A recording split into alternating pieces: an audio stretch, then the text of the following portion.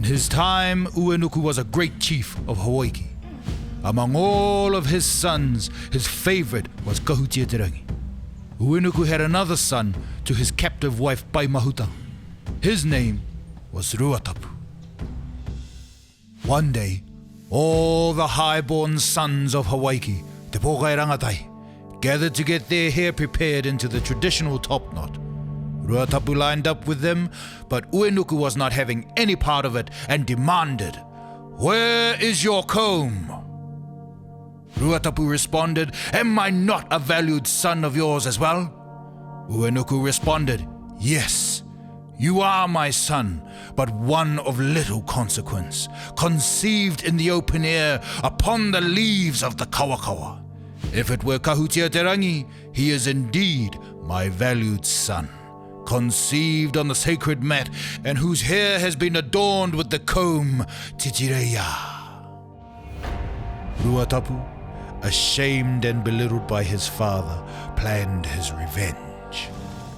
Ruatapu gathered te pōkai rangatahi once more for a voyage out to sea.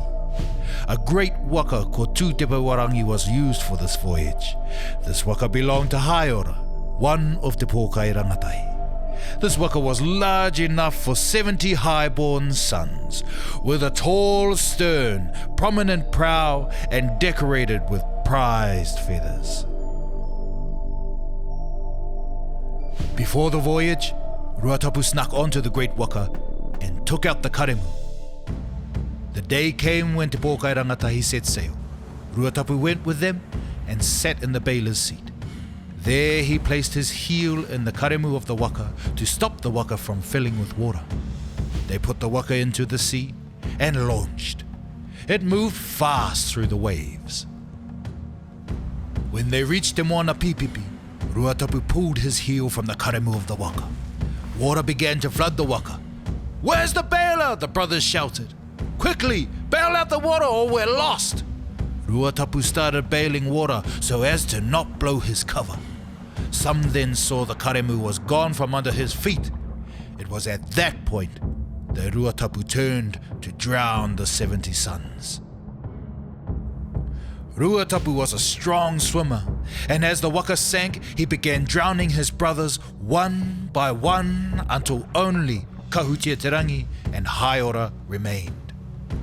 Haiora yelled to Kahutia, "Who will take our story ashore?"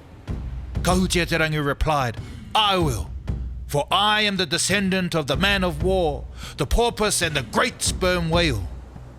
Kahutia-te-rangi then invoked a powerful karakia, and a great whale rose spouting from the depths of the ocean. Its name was Rongomaitahanui. He then climbed upon the great creature and was saved. In desperation, Ruatapu recited his own incantation, which sent a massive deluge after Kahutia-te-rangi. The deluge, known as the Great Tide of Ruatapu, failed to reach Kahutia-te-rangi. In the end, Ruatapu drowned at te moana pipipi. Kahutia first arrived at Ahuahu after a long and arduous journey. There, he rested for some time. From here, he travelled to Kakahoroa and then around the east cape of Tika Maui in search of Huturangi. When he reached Te Kautuku, he saw a beautiful maiden bathing in a pool.